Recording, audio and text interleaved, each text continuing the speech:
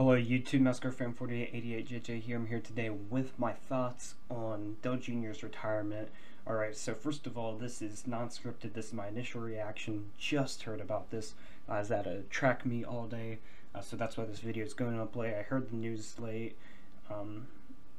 So, anyways, why? I think, okay, let me gather my thoughts here for a second. Alright, so do I think this was a good decision? Of course, I think it is, but it may be a bad move for the sport as a whole because you have a ton of junior fans, and there's not going to be an Earnhardt in racing in the next 20 years until Dale Earnhardt Jr., which he said that he wanted to have start a family. So if he has a son, he'll more than likely get into racing, and if he does, that's going to be 20 years down the road until we see him in the Cup level or the Xfinity level or even the truck level at that point. So it may be bad for the sport, but it's a lot like Carl Edwards' decision. I mean, he went out on his own terms. It wasn't, like he was forced to, or his sponsorship ran out or anything. Of course, he's Dale Jr. You knew he was going to retire on his own terms, and you could tell it was soon with him getting hurt and struggling recently. I mean, he ran really well at Texas, so that was really good for him. But I haven't been the biggest Junior fan. I never hated him. I never watched his dad race at all. I wasn't old enough. But, I really like him as a guy. And now, one of the biggest factors in this all is obviously his wife. I think she's the best thing that ever happened to him. Like, I was watching an interview, and he said, 2008 to 2012, where he wasn't winning races, he wasn't focused, and she really helped with that. He said that after practice, he would go in his hauler, his trailer, or camper, or whatever, RV, that he would go in there and play video games after practice. He wouldn't talk to anyone, he wouldn't communicate with his teammates. She really encouraged him to come out of his shell, and you can really tell that he's a lot more confident now in interviews and stuff, and he's a better driver than he was 4 or 5 years ago. You can just tell.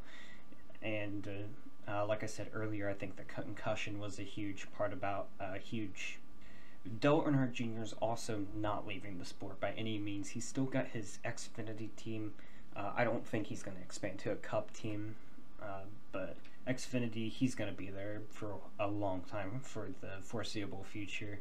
And he said he was interested in, I know he said this before, but broadcasting. You don't normally think of him as a broadcasting type of guy, but a couple years of experience, and I think he'll be good. Like Jeff Gordon, he's doing a lot better now, but I think they should have Junior have a couple years of practice before he actually broadcasts. But I'd like to see him. Like, he's been on a couple Xfinity races commentating, and I love that because, like, when you see Kevin Harvick or Carl Edwards or Brad Keselowski up there, you get the driver's thoughts. You know what a driver's thinking. They've been in that position.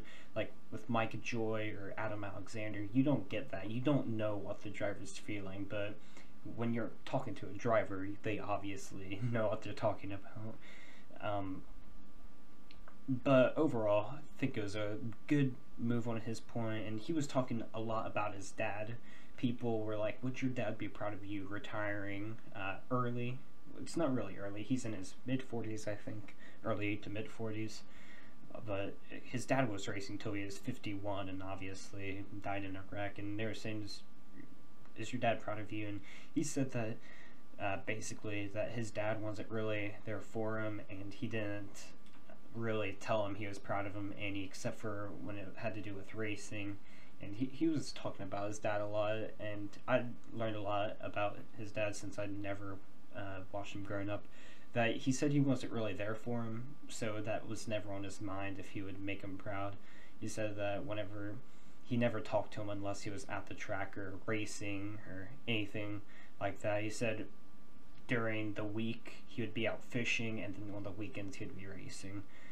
So, I never thought about it like that, but I mean, obviously he was his dad, they were close and everything, but just learned a lot from them. And now one of the main things, you know, aside from Junior retiring, obviously the big headline, who's going to fill in for him. When I first heard the news, did not even think about that. Not until the press conference or whatever they did. But I think Alex Bowman will be 2018 driver. That's like 90%. That's what I think, 90%. But after a couple of years, or maybe when Casey Kane retires, I don't know. Casey Kane is still pretty young, and he's picking up the pace, so that's good for him. But William Byron will be next. They said there were some Hendrick development drivers, so that could possibly mean Justin Allgaier. So he's Junior Motorsports, and he's doing fantastic.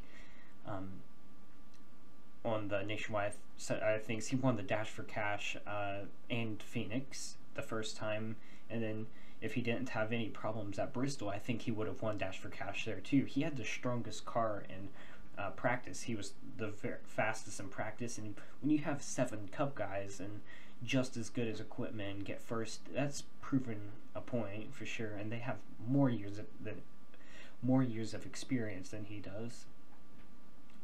So that's basically my thoughts, just raw thoughts, and no script or anything like that. I'll have some pictures up in the background, but let me know what you guys think in the comments below, and I'll see you guys in the next video. Peace.